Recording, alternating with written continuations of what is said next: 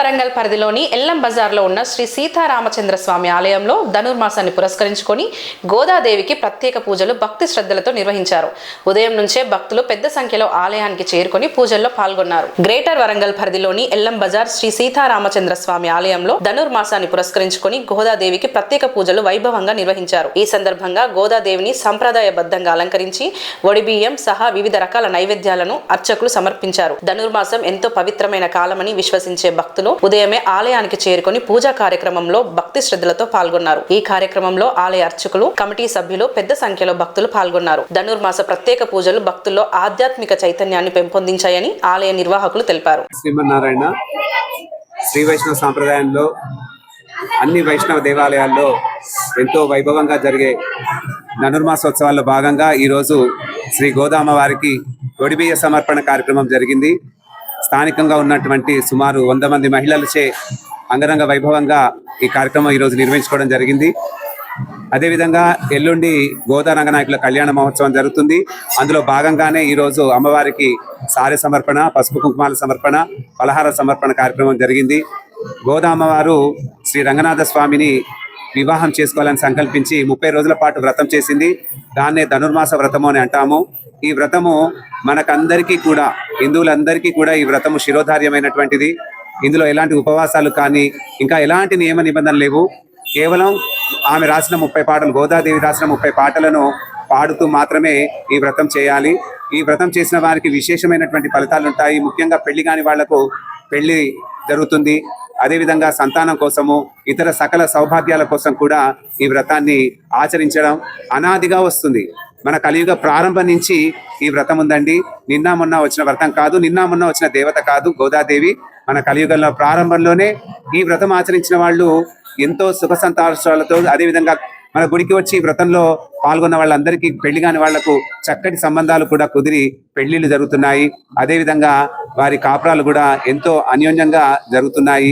ఈ గోదా అమ్మవారిని ఈ ధనుర్మాసంలో సేవించుకోవడం సకల శుభప్రదం, సకల ఐశ్వర్యదాయకం కూడా అని మనం భావించవచ్చు. ప్రతిరోజు కూడా మన దేవాలయంలో ఉదయం 5 గంటలకే సుప్రభాత సేవతో ప్రారంభమై సుమారు 8 గంటల వరకు కూడా తిరుపావే అనుసంధానం, తీర్థప్రసాద గోష్ఠి, కైంకర్య పరులకు ఆశీర్వచనం వంటి కార్యక్రమాలతోటి ప్రతి సంవత్సరం కూడా ఎంతో, అంటే వరంగల్ ప్రాంతంలోనే మన దేవాలయంలో విశేషంగా భక్తుల భాగస్వామ్యంతో ఈ కార్యక్రమాలన్నీ కూడా చక్కగా నిర్వహించుకోవడం జరుగుతుంది.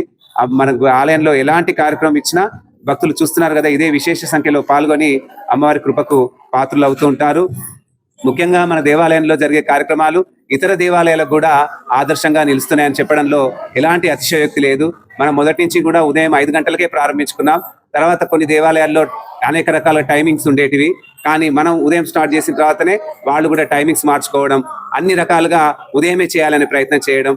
మన ఆలయంలో గాజుల అలంకరణ, వస్త్రాలంకరణ, పూల అలంకరణ, ఇటువంటి కరెన్సీ అలంకరణ, ఇవన్నీ కూడా మనము, అంటే అది భక్తుల సూచనతోటి మనం స్టార్ట్ చేసినాము. తర్వాత మిగతా ఆలయాల్లో కూడా అది అవలంబించడం, మా భక్తుల యొక్క పూర్తి క్రెడిట్ భక్తులకే దక్కుతుంది. అదేవిధంగా గాజుల అలంకరణ కూడా ఎంతో వైభవంగా గోదా సేవా సమితి వాళ్ళతోటి జరుగుతుంది. ఈ రకంగా ప్రతి సంవత్సరం కూడా మన ఆలయంలో ఈ ధనుర్మాసోత్సవాలు మహా వైభవంగా జరుగుతాయి. ఈ అమ్మవారిని దర్శించిన వారికి సకల శుభాలు, సకల సంపదలు, సకల సుఖ సంతోషాలు వర్ధిస్తాయనడంలో ఎలాంటి సందేహం లేదు. జై శ్రీమన్నారాయణ.